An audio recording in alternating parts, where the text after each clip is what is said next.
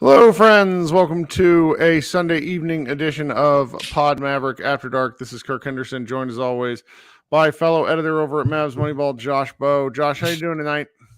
I'm doing pretty good. I'm thankful that you've survived your so far solo parenting adventure and you're talking with me tonight. So it's good to see you and you're looking good. So not a lot to complain about Mavericks wise, that's for sure. Yeah, so some quick housekeeping before we kind of get right to the show. It is 8:35 p.m. on Sunday, March 31st. It's Easter Sunday. My wife had to head out of town for a family emergency. I am solo parenting this evening. I have until 9:45. It's a firm out because that's when the baby starts rumbling for his nighttime feed. So I will want to try to do both these shows in a little less than an hour and 10 minutes, which is usually about what we do. I don't really have a thought about that. I've not held a live show in a couple of nights, but I was like dragging ass at like 6:30 and just I've had enough caffeine to kill a horse. So now I'm like, let's do some podcasting, and then I'm going to go upstairs. Let's feed the baby. Anyway, what a great ass-kicking performance by these Dallas Mavericks, 125-107. Can you kind of walk us through the first half of this game? Because I was listening to Coop on my phone, but I couldn't actually watch the game in the first, and your camera died. Oh, perfect timing. Okay, there we go. I mean, the first half was Luka took a sledgehammer to the Rockets, and there was nothing left of them. He beat them to a bloody pulp. I mean, he had 29 in the first half. He was basically the entire offense.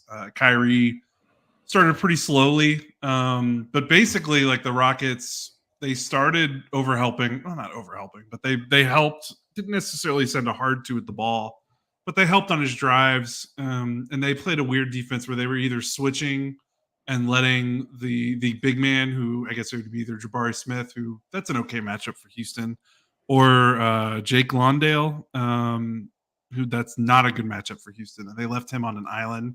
Jock. Isn't it Jock Landale? Yeah, Jock Landale, sorry. Even more ridiculous. Yeah. And Luka was just nailing step back threes. But before that, like PJ and Dante Exum hit a couple open threes because the Rockets were sending help at Luka.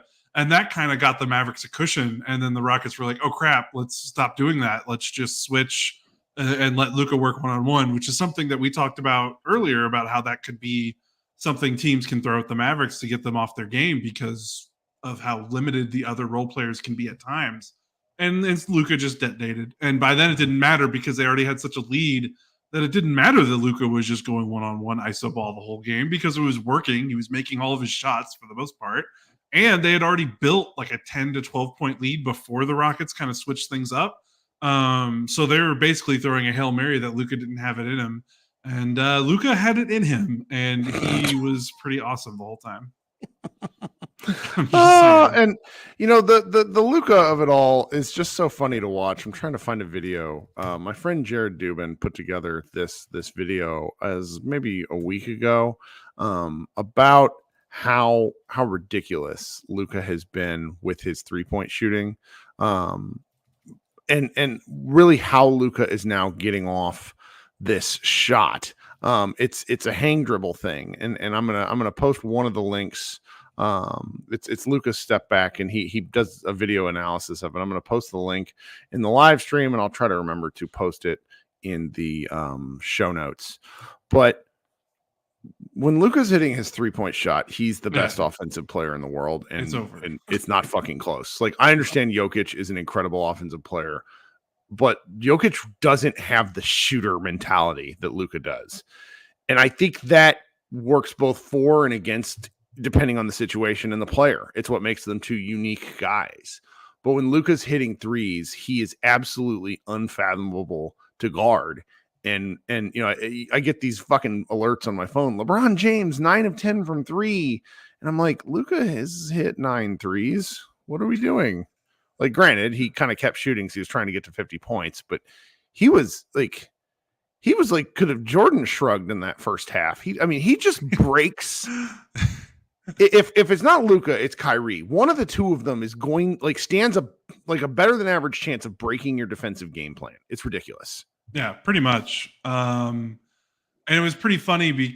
So he's got 47. So that's 47 post new officiating world that we live in. So is his 47 like a 70-pointer from before the All-Star break? I mean, because he only shot 5 free throws. This is a funny conversation because a number of people in my life really think that Luka has an actual chance to break the 82 or score 81 points or more and break Kobe Bryant's kind of modern day record.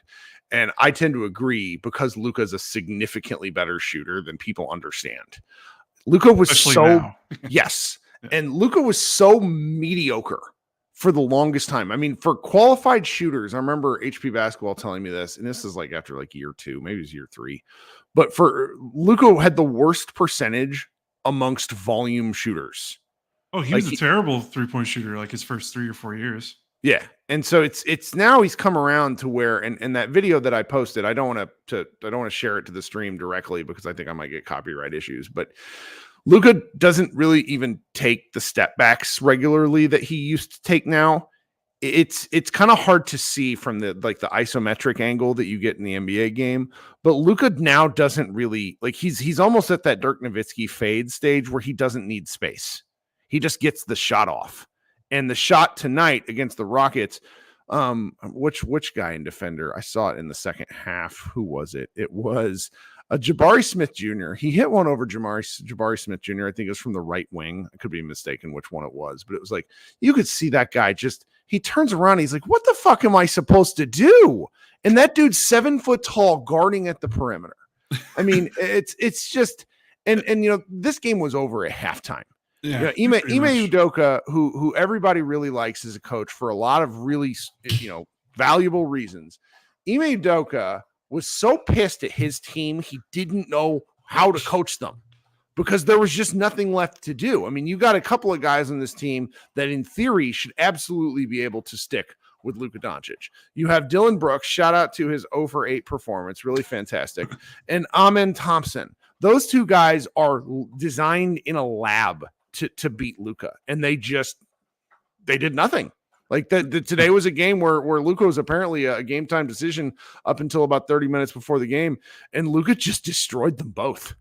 Yeah, I mean, Thompson got 2 fouls in the first 5 minutes of the game, and he went to the bench, and that basically threw off his entire he only played 20 minutes because it was he had 2 fouls in the first quarter. By the time he came back into the game, it was the Mavs were rolling. There was you weren't stopping the train.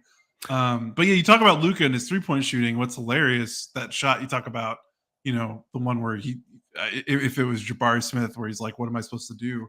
We haven't even talked about the most ridiculous shot he made. Did you see this? It wasn't a 3-pointer. It was almost a 3-pointer where he basically did the step through granny shot, underhand layup. That was the silliest shot. 24 feet. The Memphis game winner. When he was all hungover 2 years ago, that's the silliest shot I've seen him make in a game. And I mean, literally, and that was against Smith, and Smith had him locked up, and he literally did that. I mean, he literally did that thing. He looked to the bench, and he was threw up his hands, and it's that's it. That described this game perfectly. There was nothing the Rockets could have done to win this game. They could have shot a little bit better from 3, but when Luka's throwing in stuff like that, he was toying with the rock. He didn't need to shoot that shot. He did that on purpose. He wanted to demoralize them by making a shot like that. That was purposeful. That wasn't. There are desperation situations where you're in the situation Luka was in, where he's crowded with the shot clock winding down and a defender's on him. He could have taken a different shot, but he took that one because I think he was you know what? everything's going in. I kind of have the balls to take this one. We're up 20.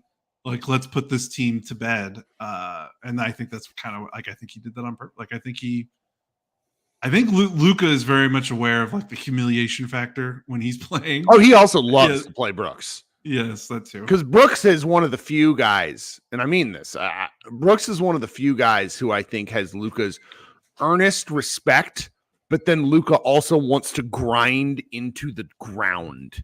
Like there's an individual thing where, Booker, it's probably like Booker and Brooks, like are probably the top two guys that Luka wants to absolutely destroy. So that was really, really something. And you know what? Xlaws 87 brings up the did you see Luka's pregame shot?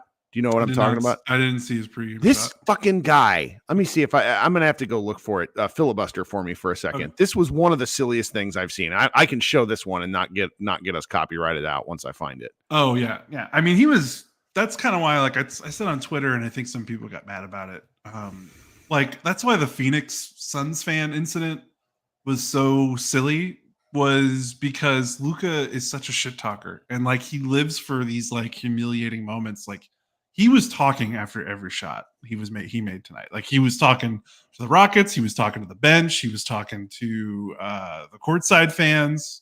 Like he's absolutely aware of when a shot is gonna like humiliate an opponent and put them on a highlight reel, and he's like, I'm gonna go for this because I want to sink the dagger a couple more inches deeper into the back or the heart of my opponent. Like he has that flair for the game where it's not like he's kind of running into these as a coincidence, which maybe like someone like Dirk did. Like I don't think Dirk was trying to humiliate his opponents.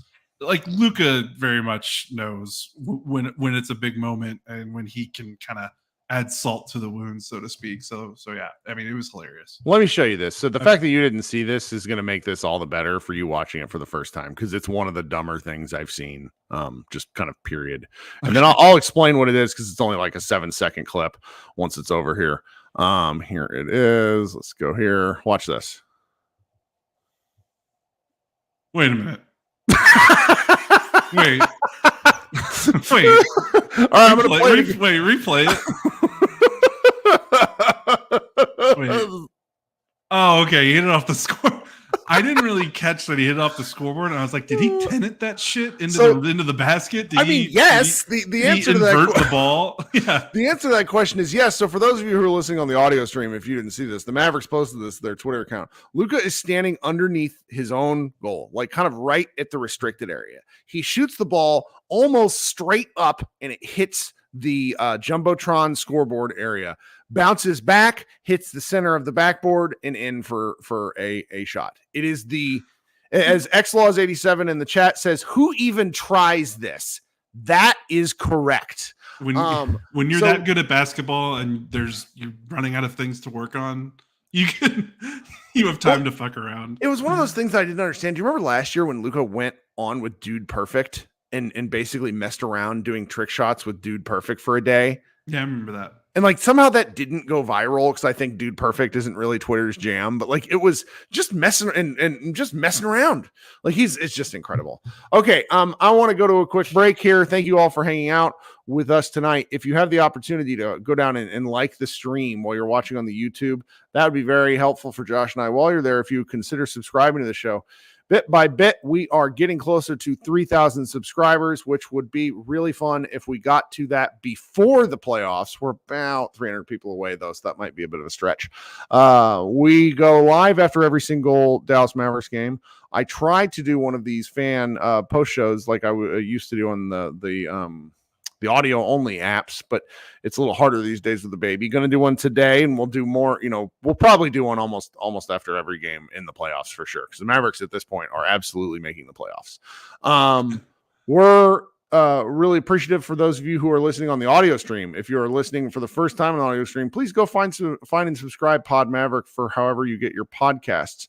Now I'm going to cut to a quick break for our ads. If you wouldn't mind listening to those, that is how Josh and I actually make a little bit of scratch off this, and our wives tolerate our doing this frequently. Thanks so much. We will be right back. Okay, so Luka's absolute silliness aside, allowed the Mavericks to sort of withstand an interesting like struggle bus of a first half for Kyrie, only for then Kyrie to carry the Mavericks late when Luka was kind of angling for his 50 points. Yeah, for sure. And what did you think about his game tonight? About Kyrie's game? Yeah. It's kind of, how many games has he done this year where it looks like he's not ready to play in the first half? Not necessarily like, he was pretty bad. Like I simply won't tweet about him because I'm afraid of things getting thrown back in my face because almost every time he comes alive and it's like, oh yeah, there he is. Yeah, I know. I mean, I watched his first half and I was like, wow, this is pretty bad, but I wasn't concerned about it because I was like, well, he's probably going to turn it on in the second half. And he did. I mean, he was really good in the fourth quarter. I mean, I think he scored 24 points. I think he scored 14 of his 24 in the fourth quarter. I mean, I can look that up real quick because I think the NBA finally updated their box scores for fourth quarters, and they did. He scored 15. So he scored 15 of his 24 in the fourth quarter. 6 of 9 from the field, 2 of 3 from 3, 4 assists, no turnovers. He was great in the fourth quarter when they needed him, and they did kind of need him because the way the Rockets were actually defending the Mavericks, I mean, Luka was ISOing all the time, and our staffer, Matthew Phillips, said it in our Slack.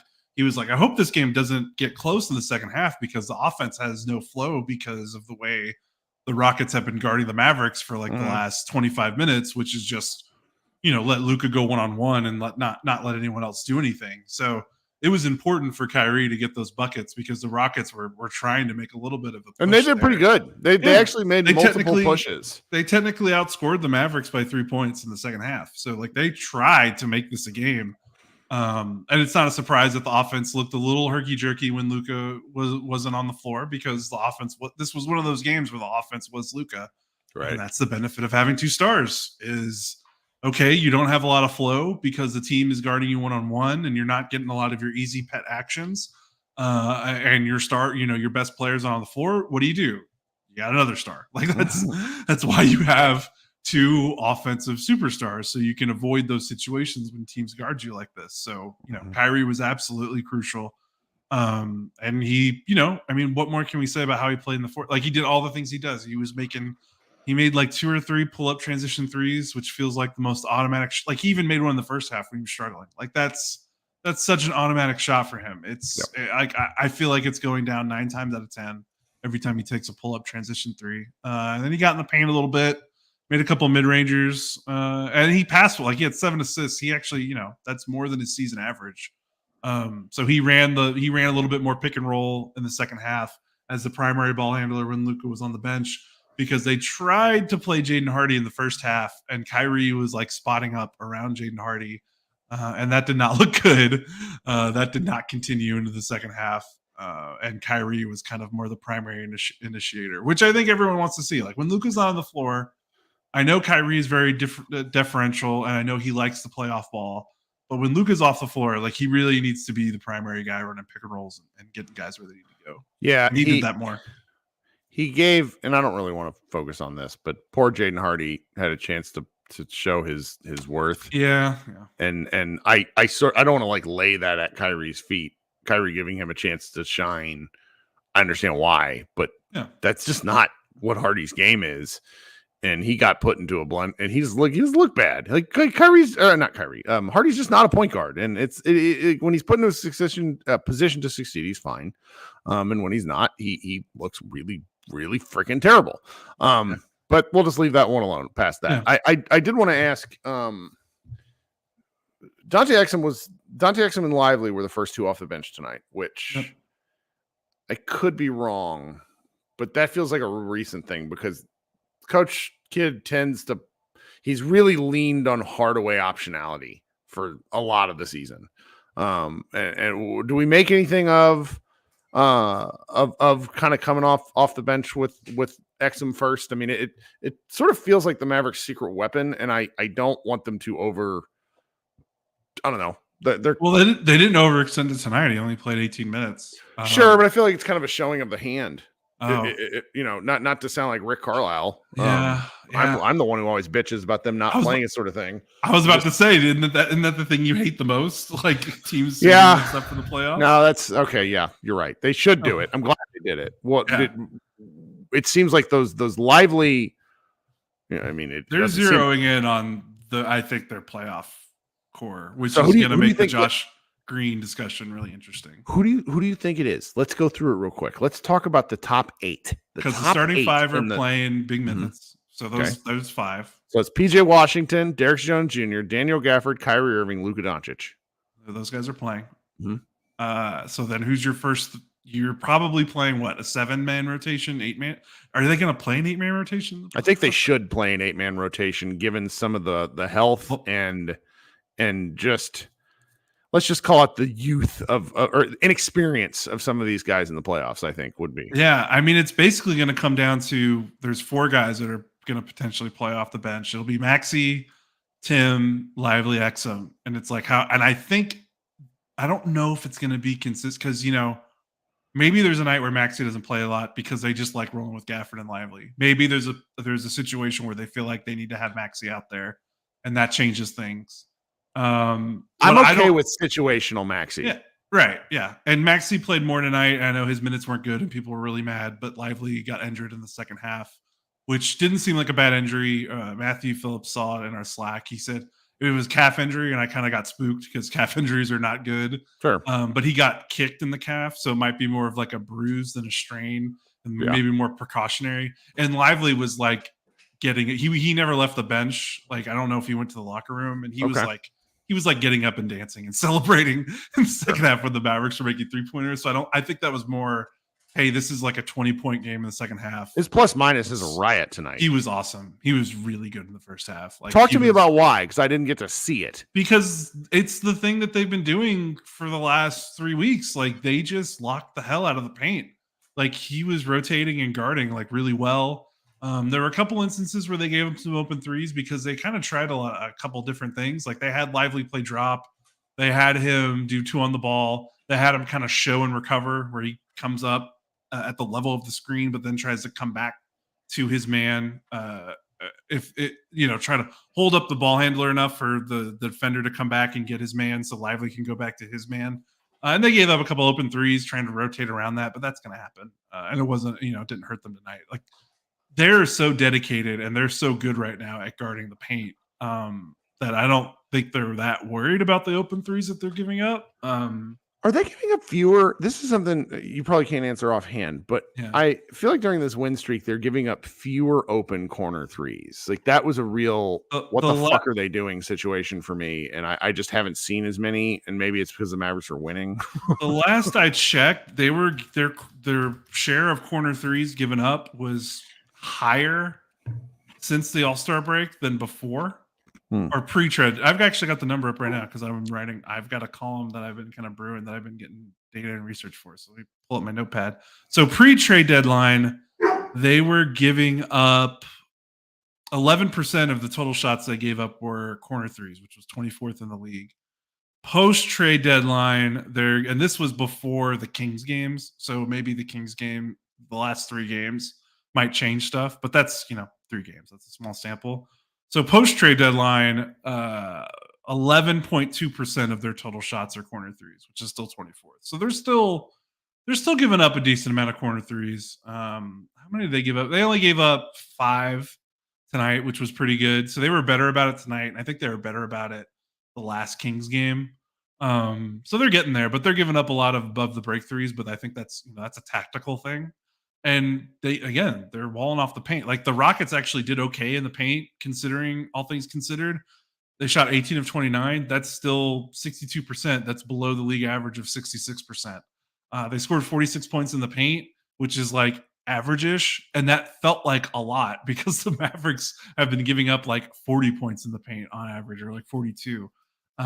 So like even tonight where the Rockets kind of got free on a couple baskets near the rim, they were still pretty effective at walling off the paint and making sure it wasn't a layup line. And they guarded the mid-range well, 5 of 16 in the paint outside of the restricted area, which is way below league average.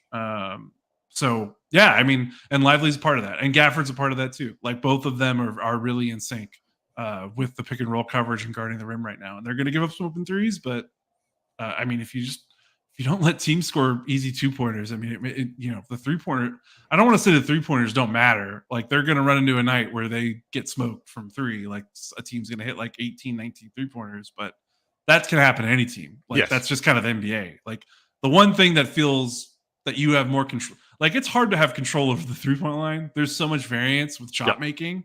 You can control the paint, like in layups. Like, that's something that feels more sustainable. And if you can carry that forward, you have a backbone to carry you through, rough stretches, when your shot's not falling. Well, and see, but what I'm saying, but we're talking, sorry, going back to the bench, like, what's the playoff? Like, we've already talked about 4 guys. Like, Josh Green's not even playing because he's hurt. Like, where does Green fit in with the Exum Hardaway bench minutes? Like, does Derek Jones Jr. get squeezed a little bit? I don't know. What's interesting about all this is if you take the long view of a lot of what Jason Kidd has said going back to his first year, this is his 3rd year for those of us who are bad with math. It feels like he's been here longer than that. Kidd has kind of talked about defending the paint a lot. Mm-hmm. Only the Mavericks didn't have the guys to do it, which makes some of their choices the last 2 years very curious. Like, they re-signed Maxi Kleber. They re-signed Dwight Powell. Not really sure why. One of my group chats is just kind of can't, some folks just can't help themselves and do forward projecting stuff. I don't want to do that too much right now, but I do think that the Mavericks have a bit of a stew going, and I think they have some guys that have reasonable appeal that they can maybe move off of, and the chance to try out different pieces. Maybe not anybody groundbreaking. Maybe it's just, shuffling around 6, 7, 8, 9 men on the bench. But I'm just going to be interested to see what they do here, because one of the things that we keep talking about, and it's worth talking about, is this rule change interpretation from February 1st on has completely changed how the Dallas Mavericks play basketball. They can play in the fucking mud. Like, Gafford looks like a 90s center commanding the paint like he's freaking Dikembe Mutombo, because he's just able to body.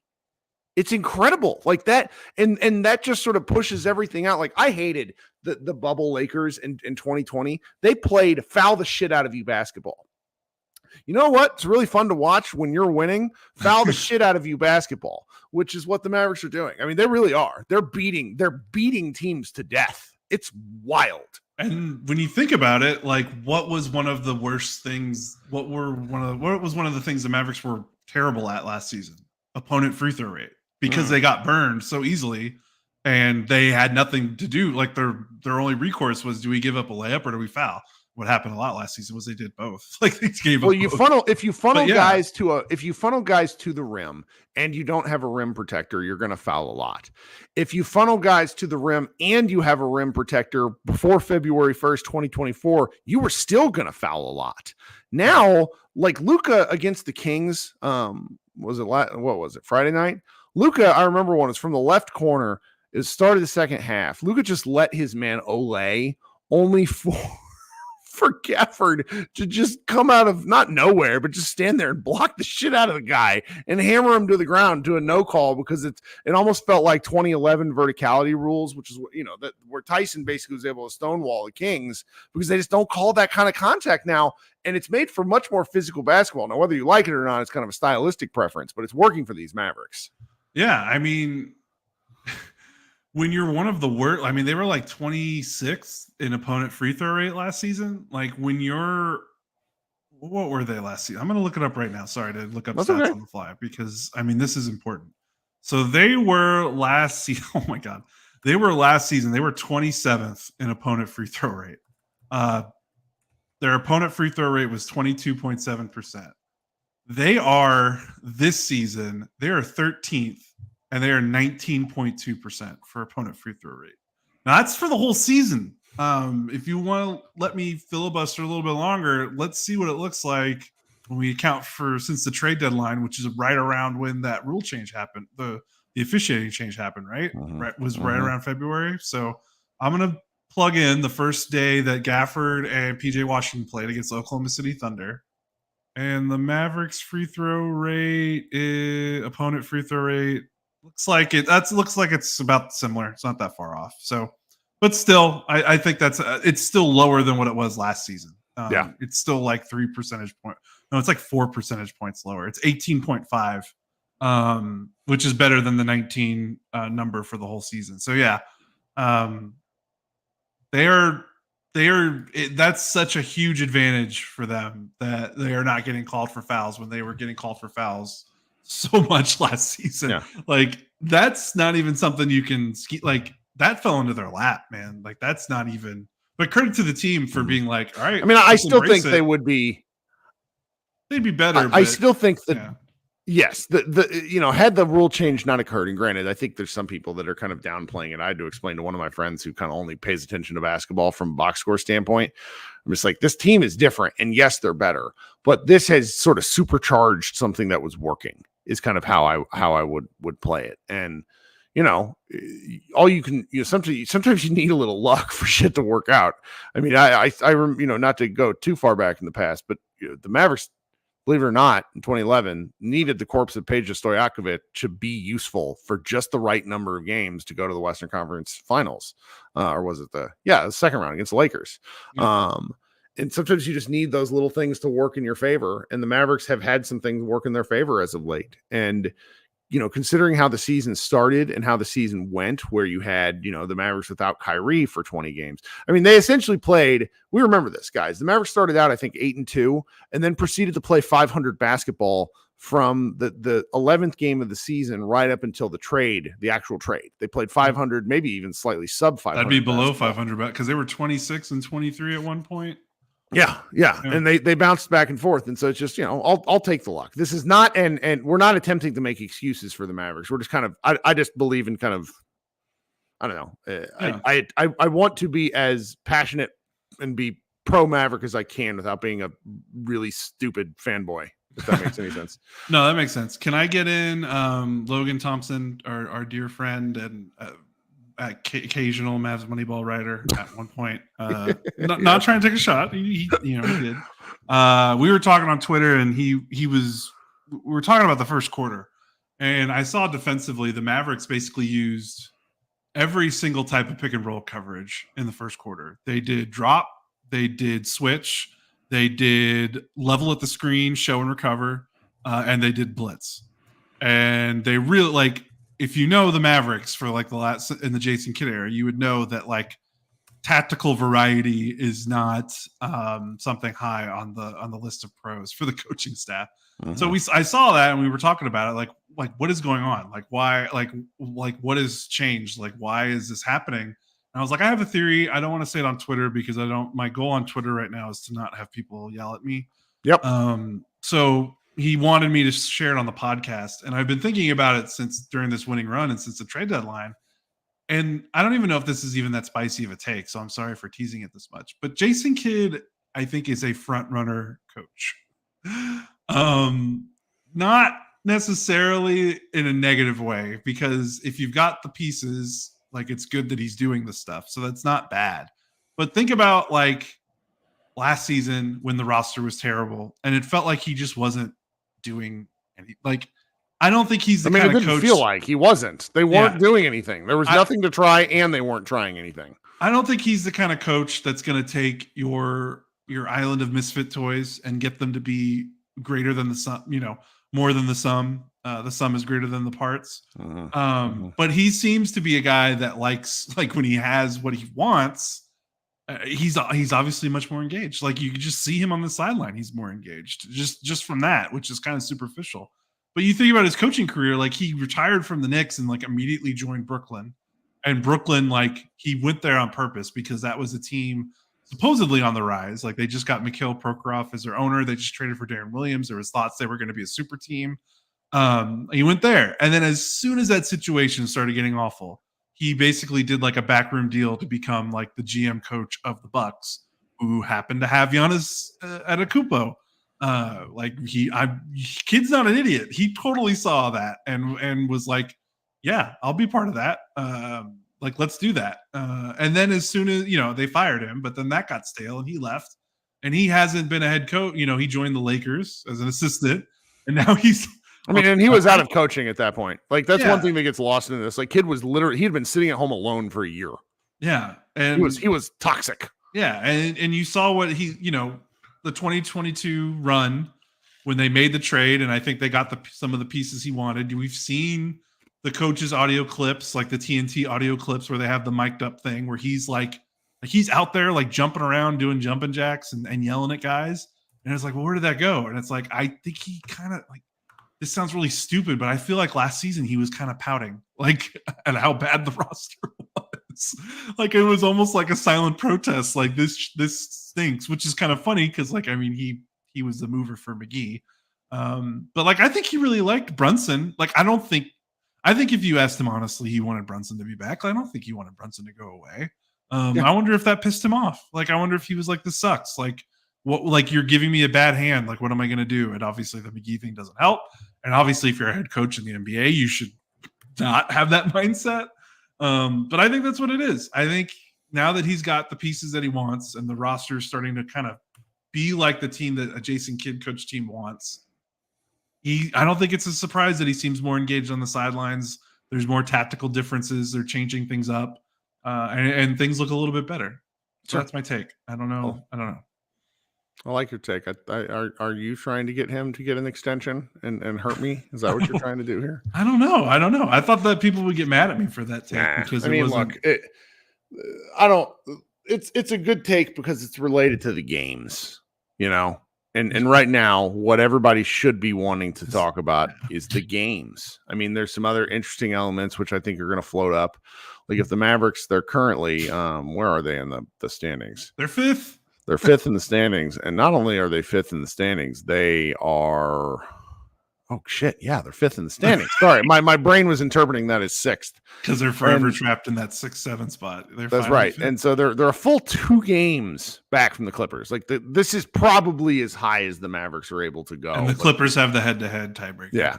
Right. So they're basically they're 3 games back. Yeah. The Clippers are going to have like do something really stupid, and the Mavericks would effectively have to win out. And I don't know if they have that in them, but they're just going to have some things. They're in a great position.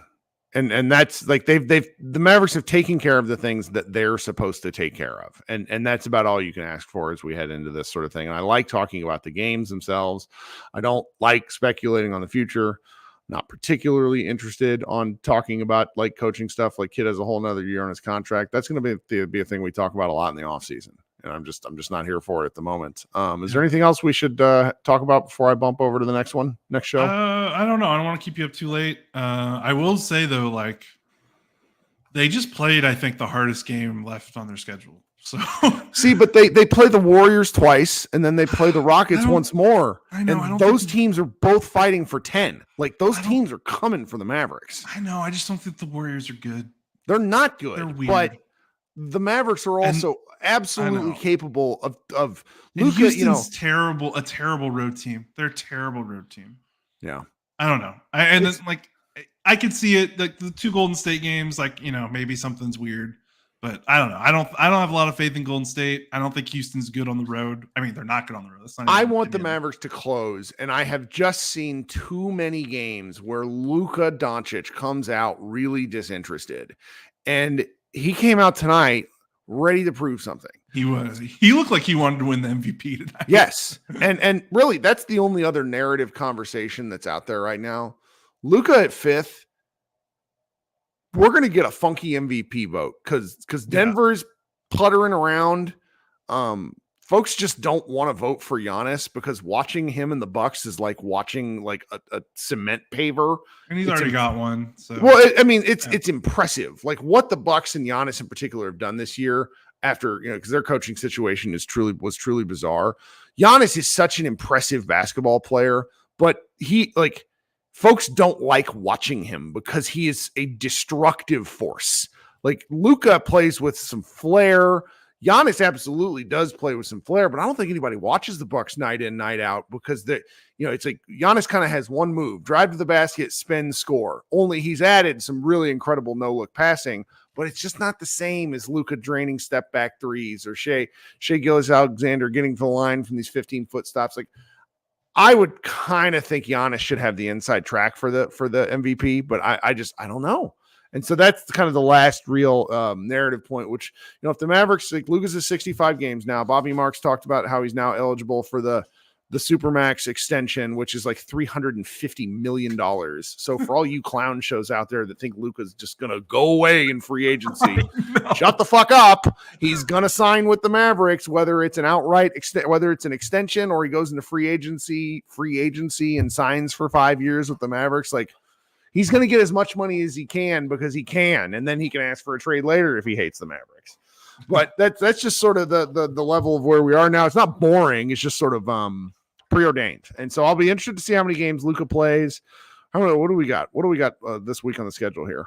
They're done with their 2 days off for the most part. It's Tuesday against Golden State, Thursday against Atlanta, and Friday against Golden State, which I think Sunday against the Rockets. And so four games in the next 7 days. That's pretty impressive. Yeah, and that maybe the schedule. I don't fear any of the teams that the Mavericks have on the schedule, but the amount of games at this late point of the season with Luka, as great as he looks, looking a little like he's not 100%, like maybe that's where an unexpected loss sneaks in. Yeah. Okay, I'm going to head over to this other main live show. Thank you so much for hanging out with us, guys. Please continue to hang out. I'm going to throw up our video banner, and then we'll start our second show. Those of you listening on the on the regular audio stream on Monday or whatnot, just hang out and know that the second show will get posted sometime Monday afternoon. Josh, thanks so much for hanging out with us, and we will talk with you guys soon. Everybody go Mavs.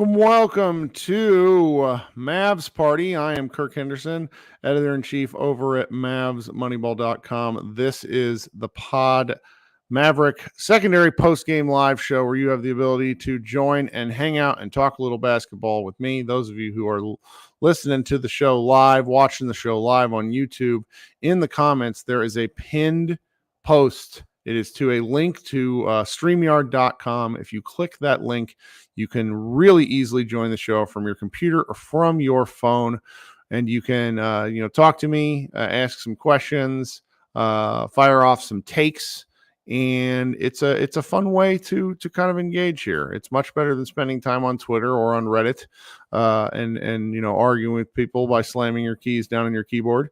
Shout out to my friend TGK TV, the Garcia kid, and yeah, that's kind of what I got going tonight. We'll hang out here for a little while. As everybody knows, I mentioned this on my last show, I have a hard out in 25 minutes because I have to feed my baby.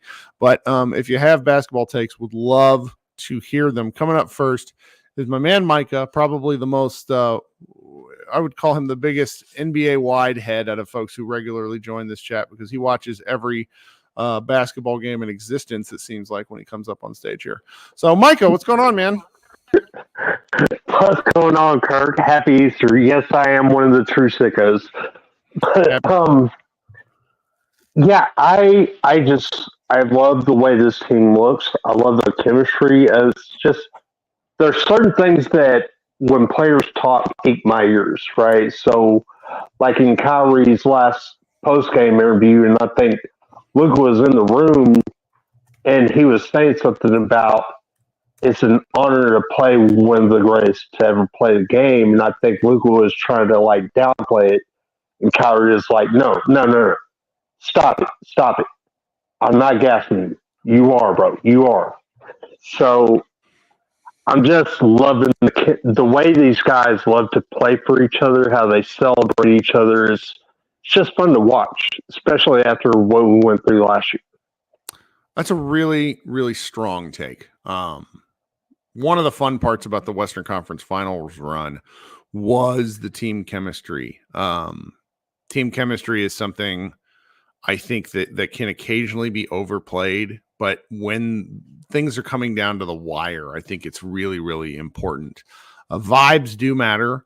Regular season performance does play a massive part into what's going to happen in the postseason. So I understand that, like, with some of the teams that are like stumbling down the stretch. I mean, the Nuggets played one bad game and looked kind of and then they came out today and just destroyed the Cavaliers, who are a Eastern Conference playoff team. And so it's really easy to sort of get a little too in on narrative-based things, but the way the Mavericks are playing basketball at the right way for how I think Jason Kidd has envisioned it for the better part of 3 years. Paired with the rule changes, and then there's the results on the floor. You can't really ask for more heading into the playoffs. I mean, you really just gotta. And now let's be clear. Like, the Mavericks are going to make the playoffs. They haven't locked anything up yet, because if they go on like a 9-game slide, then yeah, they're going to lose. But they're going to fall out. But that's probably not going to happen. This is just it's a good time to feel good about the Mavericks, and there's things you'd like to see them improve on, I'm sure, but right now it's just fun.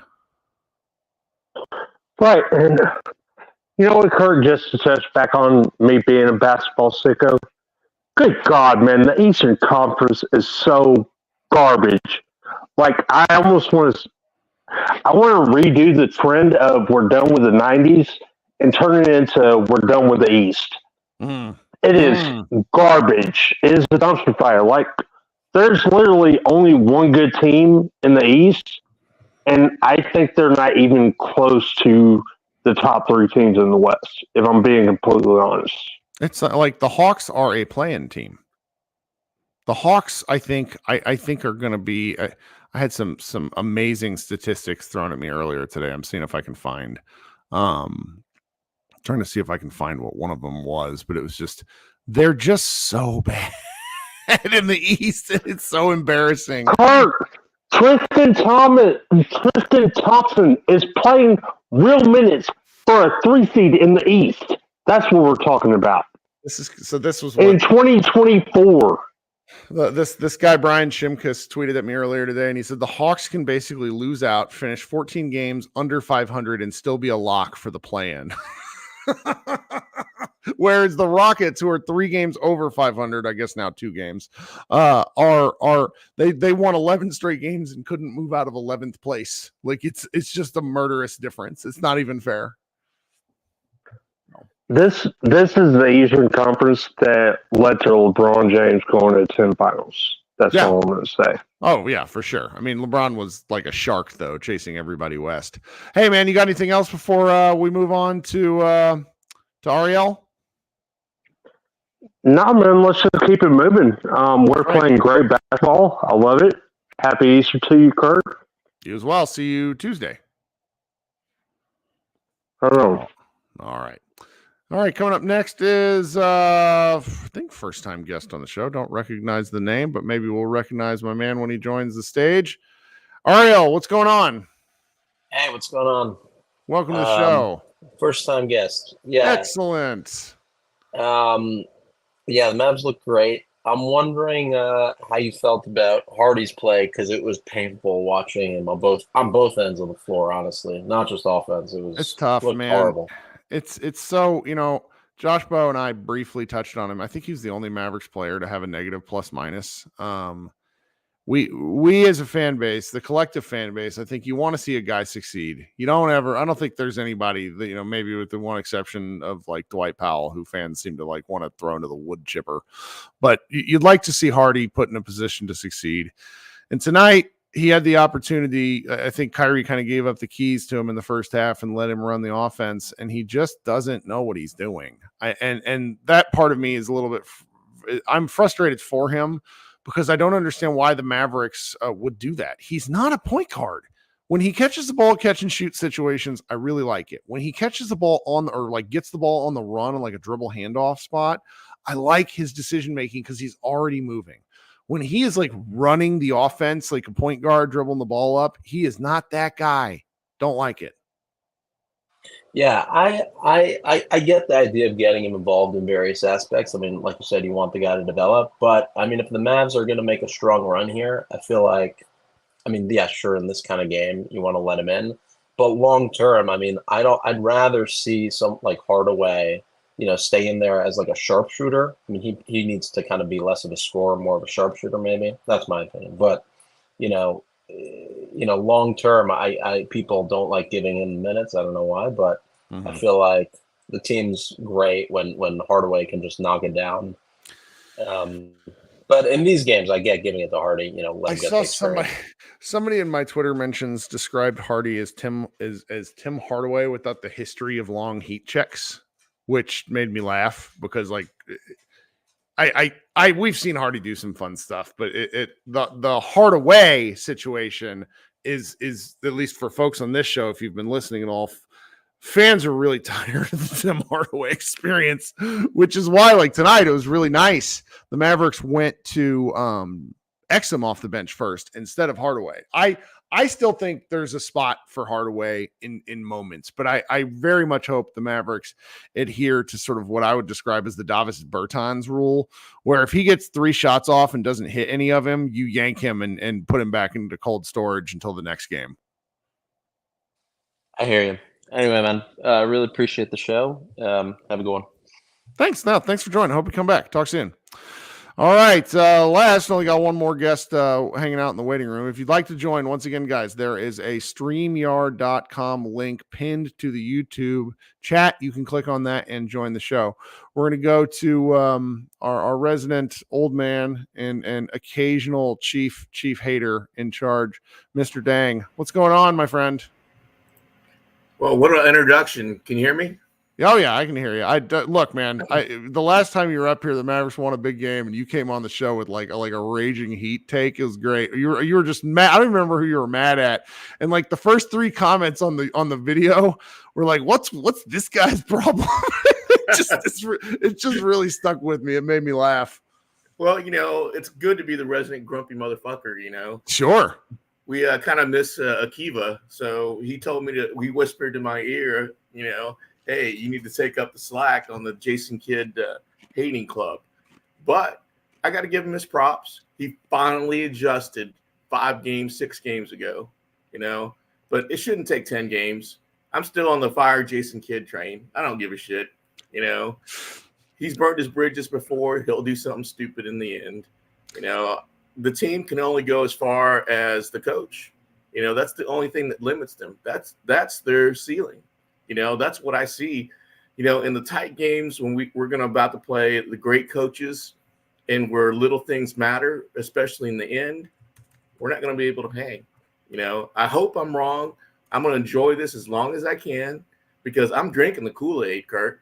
Yeah. But, I'm not popping the champagne, because let's get real. I mean, look at all the championship teams that have done really well. They've had Hall of Fame coaches, sure, or borderline Hall of Fame coaches. Do you really think Kidd's even an average coach? I mean, I like Josh Bowe's take right now that he's I don't know if you heard the last show. He had a take that he thinks Kidd's a bit of a front running coach, that when things are going well, it amplifies his ability to coach versus when things are going shitty, it makes him significantly worse. I like that as a take because he has been a lot more active. I also think with the way, and I'm just going to emphasize this, folks are probably going to get sick of me talking about this. I think the rule changes to the more physical play really, really favors how Kidd envisions basketball. And the Mavericks are playing physical basketball right now. I can see that because he came from an era where there was hand checking, an era where you could mug the guy downstairs. That's right. And I think it plays into his sensibilities as a coach and how he views like his sort of basketball worldview, so to speak. And I think if this is here to stay, and I really, really, really think it is, because I think folks have liked my general sense is that the basketball being played since February 1st, fans are liking the game more because it doesn't feel like it's defenses can now play and not, Luka wasn't exactly unethical in his scoring, but it's like the shit that Trey, and there's really, I mean, not to criticize the guy too much, but Shea Gilgeous-Alexander was really, he got a lot of grifty calls. Luka would bait. Luka's, I think, is such a talented scorer that the way the game was called often encouraged him to bait. But I think with the way the game's called now, he's playing the finest basketball of his career because he has to deal with the physical play. He's making pinpoint passes and really playing like an MVP in his scoring because he's not constantly seeking out contact. And it's like he's just playing fantastic basketball. And I think bringing it back to the kid of it all, if this is how it is, then I really think he might be with us for a while. I mean, he's been putting out feelers that he'd like a contract extension. Like, for me, I don't really want to talk about it. Well, I mean, I appreciate look, who among us wouldn't want to be like, hey, I deserve a raise. It's not about him right now. That's sure. The whole thing that gets me. But you got to try it if you can. At that part, but there's just there's no market-based reason to extend kid right now, unless he's like, well, I'm going to go to the Los Angeles Lakers. Okay, well, go ahead. But I don't know. I right now it's hard to criticize the guy. They're doing great stuff. The rotations are good. They gave a guy tonight like Hardy a chance, and he just didn't do anything with it. And so, but it's not a fair assessment of Hardy too. You don't give him consistent minutes. But why? What? During a must-win portion of the season, I don't think it's past the time of trying to give a guy consistent minutes. Do you know what I mean? This is a game where the Mavericks got up and then they had a block for him to play and he couldn't do it. Oh, I agree. But at the same time, we should never have played THJ so long. The Darvish-Spartan rule should have happened 20 games ago. And in those 20 games, we had a chance to develop Hardy more. Yeah. We had a chance to also play Omax a little more. No, but Omax is so you go look at some of the legend stuff with Omax. Omax is liking the repetitions he's getting. He doesn't seem to view this as a demotion. He is viewing this as a developmental period. And I think with that kind of attitude paired with just playing a ton, that can really help a guy like that because his role is specific. I mean, that's what the Hardy stuff is a little bit frustrating when he can't fucking dribble. When he decides like, what, I'm going to take Amen Thompson, a potential future all NBA defender off the dribble only to get waxed. Like that shit drives me crazy. But, Omax is not that kind of player. Omax is like, he'll probably come into the league next year and slot in a specific role within the Mavericks, probably like an 8th, 9th man kind of guy. And we're all going to be like, this guy rules. Why didn't we do this more? Right. And it's so, it's easy to be judgmental of that after the fact. So, well, yeah, I don't disagree with you, but I was still touting him early in the season for some more playing time, But, I think, like you said, we have a good shot if the style of play is this way. Yep. And because really, kid cannot adapt. Yeah. The game has to be in his favor, and he has to be a front runner, just like Josh was. But right now the Mavericks are in that front running position where they are forcing the issue. They have multiple ways to win, and I really like that. Hey man, I just realized I have 12 minutes before I gotta go. So I'm gonna get to some other folks. Hey, thanks so much for coming up. Thanks, Kirk. Bye. All right. Isaac, welcome to the show. What's going on? Hey, can you hear me okay? I can. You sound great. Awesome. Yeah. This is the first time. I have 3 small kids, so it's the first time I'm up when you're doing a live show. So long time. I just inject caffeine directly into my eyes, and then I feel horrible. Beer number 4, I think, for the night. What I'm talking about. That's what I'm talking about. Good for you. Trying to go to sleep, watch the game on and off. Just wanted to start off. First of all, I consider like 3 Mavs podcasts that I listen to. You got Tim Cato, obviously, amazing. Locked On, and then you guys. I kind of throw, if I want to feel good about the team, I listen to Locked On. And Nick. Miss Isaac on that show. Yeah. If I want unbiased, non-fan opinion, listen to Tim. If I want to feel realistic about the show, I listen to you guys. I like that. That's an emotional scale. But you guys make up like a beautiful family of Mav podcasts. Sure. Well, there's a number of others out there I would recommend. We got one, my man, the Garcia kid coming up. He runs a pregame show. If you ever want to listen before the Mavericks, he'll probably post his feed out there. There's also We Talk Mavs. Bib, what is the name of Bib's podcast? What is wrong with me? Oh, The Outsiders. There's like 6 or 7 that I honestly, I love all these guys, but I can't listen to their shows because then There's it so biases many. my. I try Well, to it listen to also all of them. influences my take, and I don't want to steal other people's takes by accident. Yeah, sure. So So what's going couple on? What'd you things. think? Yeah. So I watched the game on and off. I had 3 kids running around for Easter, hopped up on candy. So I tried to watch as best as I could on my iPad. First point, I haven't seen Luka really complaining. I don't know if that's just because we're winning or if it's he truly has turned a corner. Maybe it's the way that the refs are reffing the game now and his physicality. Because one thing about Luka, he does not flop. No, He may be foul baits, but he does not flop. I think And that's that's right. something that no one talks about. And so I don't know if just the way the game's being called now, like he knows he's not going to get those calls, and so he just rolls with it, or if he really has turned a corner and he knows that like he's got to let that go. I don't know what your It's a little thoughts are. column A, a little column B. Yeah, I really do, because if it does seem like he's talking less, but instead, I'm like tonight, he was not talking at the refs. He was talking at the Houston players. yes. If he He could was- take the energy towards the refs and turn it into shit talking towards the other team, I think that is like it's a Kobe thing. No one wants to compare Luka and Kobe, but there's something that he has that like he wants to destroy the other team. I like the take. Yeah. I do. So the only other thing, I know you have a few minutes and I want to let other people go, but are there 2 other players besides Kyrie and Luka you would rather have for a playoff game? When things slow down, we're in the half court, you've got to dissect a defensive scheme. Are there 2 other guys outside? Okay, let's eliminate Jokic. Are there 2 Okay. other guys you would have besides Luka or Kyrie in the playoffs? Besides, so I Half think court. we work so well as a tandem. That's an interesting Yes. question about who else might work better or differently than Luka. Not right now, to be quite candid. right? No. And so I try not to be too optimistic because I spend too much on League Pass. Like I live in South Carolina. I buy all my Mavs games, so Sure. if I'm getting optimistic, I'm setting myself up to be really pissed off if we lose. And I have 3 kids. I just don't have the time to be mad when I put so much into the Mavs. Sure. But I really am Denver scares me. I really don't want to play Kawhi in the playoffs. Right. But like outside of that, obviously the Celtics scare me, but that's it. Sure.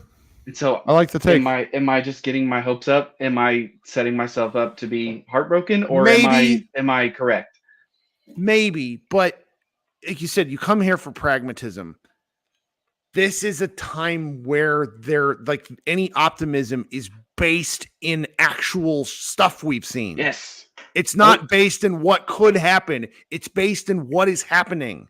Yes. This is not the bullshit from last year with Christian Wood and like our skeleton crew of a team. That's right. Like we have, correct me if I'm wrong, I feel like we have something real that is being built upon, and whether Jason Kidd is a good coach or not, something's working. Yeah. I'm not going to Absolutely. say he's a good coach because my hot take for the beginning of the year is he'd be gone after 20 games. That obviously didn't happen. Right now, it looks okay. Well, Isaac, thanks for hopping on the show. Talk soon, all right? Absolutely. Yep. Sounds good. All right. Coming up next is Rain. Rain is calling in from the Southern Hemisphere. What's going on? Hey there, Kirk. One real fairly quick take, to be honest. Now that we're the 5th seed, with the current record, it's 5th in the West. Mhm. If the Mavs were in the East, that'd be good for the 3rd seed. If Luka was a 3rd seed, would there be any question about him being the MVP? 0, and I'm Thanks. okay with that. I really do like the top 3 seed as kind of a particular standard bearer if there are other great candidates. But I think that what we're going to see this year in the MVP vote, particularly if Luka ends up playing another 5 or 6 games, is a really oddly split, before we knew who was voting for what, and basically voters got scared into voting in uniformity. There used to be different MVP votes. It's just how like Karl Malone won, for example. I think that's what I would hope for is I would have a hard time voting for Luka if I were like a like a Salt Lake City Tribune reporter or whatnot. But that's just sort of where we are right now. I hope he wins it because that would be great for us. But I don't know where we're gonna fall.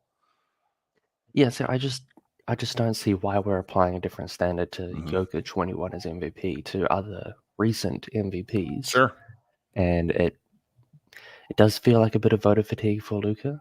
On top of that, while being a 5th seed is better for Luka's MVP chances, I've had 2 off seasons of Luka versus Kawhi and Paul George, and I'm not particularly excited to see that again. I'm excited to see the Luka that level Luka would play to, but hey, who knows? Maybe with Kyrie and this current cast, they could get past. But I've said this before that I think the reason that the Clippers have never progressed further before is because when they did have a healthy team, they had to burn all the tread that they had on their tires against Luka taking them to 7 games, exhausted themselves, injured themselves, and thus couldn't make it any further just because they, like what happened to Reggie and Dodo, they just used up all the energy they had just to get past Luka, and that was it. I like the take. That's a fun one. I hadn't really thought about that they were out of gas when they go into the next round. Well, Rain, thank you very much. No worries. Thanks, Kirk. All right, talk soon. Okay, I don't know if you guys can hear the baby stirring in the background, but I'm going to let him cry for a few minutes because I'm a terrible parent. Mr. Garcia, what's up? What's going on, Kirk? How you doing, man? I am pretty good. A little hopped up That's on good, caffeine man. at the moment. But thank you for joining the show. What's going on? Wanted to say, Houston, it begins with Luka Doncic of the Dallas Mavericks. I wanted to kind of say something as far as like the point with the Clippers and the Mavericks, and I know there's a bit of hesitation with a lot of fans out there. And I want to say, guys, there's going to be a different team this time. You literally have 2 centers. You have one of the greatest fourth quarter closers. You got literally one of the greatest players, or the greatest player right now on the planet in Luka Doncic. I would say, if anything, if anyone wants more revenge than us, it's probably Luka Doncic. And so for those that are or might be concerned with the Clippers, don't be, guys. We got a whole different team. You got a killer in Luka. You got a cerebral assassin in the fourth quarter in Kyrie. And you got defense. You got defenders that you could throw at Kawhi and PG. I'm not saying I'm not concerned about the Clippers, but I'm not saying I'm scared of them. I'm actually a lot more confident going against them this go around if we actually get to there to take them on. But I prefer the 4 seed, right? How do you feel about the Clippers, Kurt? I think it would be very poetic to finally beat the Clippers. You know, that was Jordan's thing about getting past the Pistons. It was LeBron's thing about getting past the Pistons. Yeah. And so it would be very neat in that regard. But like Kawhi is just such a fucking Terminator monster. He scares the shit out of me. Uh-oh. Everybody hear that in the background? Sorry. Yeah, go ahead. No, you're good, man. Yeah, I just really wanted to point that out. Honestly, I've been saying if Luka was 6th seed, he has a chance for MVP. If he's 5th seed, he should be 1st, and if he becomes 4th seed, no one else should be on that list. It should just go without saying that Luka should be MVP. So I'm not trying to hold you up. I know you got baby crying. Next time I'll try to be on here earlier, Kirk. But I appreciate you, man, and thank you for all you're doing, man. Again, I've been saying the Mavs content creator space is nothing like it, and I don't think any other team has the coverage that we have. But appreciate for everything you're doing, man. Absolutely, my guy. Talk soon. Thanks for joining. Hey, no problem, man. All right. Then coming up last is my man Ray. I don't recognize Ray. Hope he welcome to the show. Hey, mate. How you doing? Welcome. I'm good. Thanks for coming. Is this your first time on? Second. I think the last time was after that Kings game last season when we were deciding to tank the rest of the season. Yeah, that would just block certain things out of my brain. But yeah, how you doing? What's your take for tonight? Very quick because you've got a baby, so you can be as short as you want. In the third quarter of this game and most of the fourth quarter, my wife noticed this too. We went to that small ball dreaded Maxey at the 5 lineup. Is this going to be a thing at some point that we're going to rip our hair out during the playoffs, or is it just an aberration of Derek Lively's calf or what have you? Because Kid has this thing where sometimes he tries to outsmart himself and try stuff, even though he doesn't need to anymore? I would say it's more of a lively thing because they just haven't used it that much. They've been playing him, but they've been playing him at the 4, not the 5. Oh, now 100%. the minutes with him and PJ at the 4-5 combination are actually great defensively, but offensively it's just kind of blarg. And so I'm curious. There probably will be times where they try it. I just hope they don't do it against like Denver, who just bodies teams to death when you go small. Because one thing real quick, did you notice, and I don't know if this is just a coincidence of Luka almost getting 50 points, but they only started doubling Luka and blitzing him when they've realized, oh, we've got Hardy, Hardaway, and Maxey on the court at the same time. Hell yeah, let's blitz the crap out of Luka. Mm-hmm. I mean, the Luka, it's a pick your poison thing. If you blitz the crap out of Luka, he's going to make the right pass every time. Every stinking time. If you don't and you let him go one-on-one, you're essentially hoping he doesn't score 50 points. Now, one of the funny things about that second strategy is that he often gets really tired when he is, and so that's tough. Yeah, but you're an opponent. You look at those three, Hardy, Maxey, Hardaway, you're going to take your chances on that for sure. So that's kind of the worry on my end. But apart from that, yeah, great win. Great win, Ray. Thanks so much for hanging out. I hope you come back. Yep, thanks, man. Catch up. All right, guys, thank you so much. I apologize to the audio for hearing the baby in the background. I promise I'm not a terrible parent. We're doing some sleep training stuff, and he is waking up like 15 minutes before we're supposed to do a night feed anyways. That's parenting in a nutshell for you. Thanks so much for hanging out with us here at Pod Maverick Mavs Party. We will be back on Tuesday. Let's see here. They play. Who do they play? Oh, it's a late game. They play the Warriors, and then they play the Hawks, then they play the Warriors, then they play the Rockets. Going to be a busy week. We'll be hanging out here. But I'm very, very sorry. See, my man Harold just hopped on, but I actually have to go, Harold. We will talk soon. Everybody be good and go Mavs.